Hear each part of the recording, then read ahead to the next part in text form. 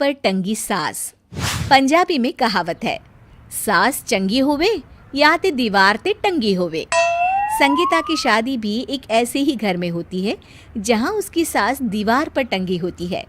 ससुर और पति शादी के पहले दिन उसे सास के फोटो के सामने ले जाते हैं, जहां ससुर जी कहते हैं, बेटा बेटा संगीता, ये तुम्हारी सास थी, बहुत नेक और भली, लेकिन थोड़ी गुस्सैल थी। गुस्सा आने पर सब तहस नहस कर देती थी, पर अब ये इस दुनिया में नहीं है। हाँ संगीता, माँ होती तो तुम इनकी कोई बात टाल नहीं सकती थी, वरना तो माँ घर में भूचाल ले आती। संगीता मन में खुश होती है कि अच्छा है कि ऐसी औरत अब इस घर में नहीं है, लेकिन दिखावे के लिए वो जैसे ही सास की फोटो के सामने हाथ जोड़कर खड़ी होती है, ये क्या? सास उसे देखकर मुस्कुराने लगी। संगीता आंखों को मलकर एक बार फिर से देखती है, लेकिन फिर सास के चेहरे का भाव, भंगिमा यानी एक्सप्रेशन बिल्कुल बदले होते हैं। वो अपने पति और ससुर को कहती है, माँ की तस्वीर तो स्माइल कर रही है। ना ना बेटी, ये कैसे संभव है? ज़रूर तुम्हें कोई गलती हुई होगी, ऐसा कैसे हो सकता है? लगता है तुम शादी की सारी फॉर्मेलिटी करते करते थक गई हो, तुम्हें आराम की ज़रूरत है संगीता।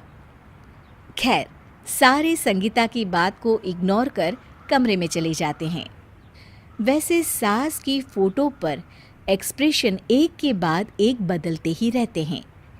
सुबह होती है, पति और ससुर को काम पर भेजकर संगीता कमरे की सफाई करने में लग जाती है कि तभी उसे आवाज़ आती है, टेबल ठीक से साफ करो। ऐसे भी कोई टेबल साफ करता है? इससे अच्छा तो ये गंदा ही था। किसी औरत की आवाज़ सुन संगीता दंग रह जाती है और सोचने लगती है कि आवाज़ कहाँ से आई। आवाज़ को नज़रअंदाज कर वो फिर से अपना काम करना शुरू करती है, लेकिन इस बार तो आवाज़ बिल्कुल उसके कान के पास से आती है। मेरा घर है ये। जब तक मैं थी चमका कर रखती थी, हर एक चीज शीशे की तरह थी। तुम्हें तो ना सफाई आती है ना कुछ पता है। क्यों तुम्हें मेरे घर की जिम्मेदारी दे दी गई है?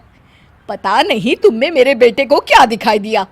मैं होती तो एक से बढ़कर एक लड़कियों की लाइन लगा देती।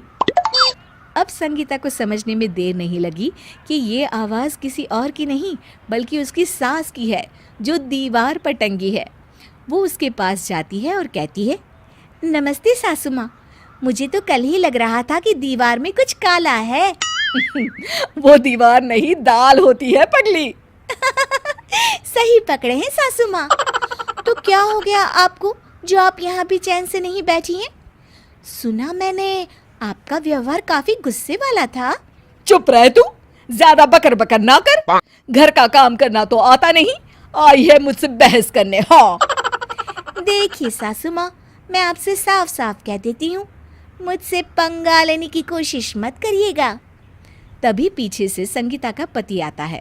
अरे संगीता, किससे बात कर रही हो? कौन है वहाँ? संगीता की सास की फोटो फिर से पहले जैसी हो जाती है।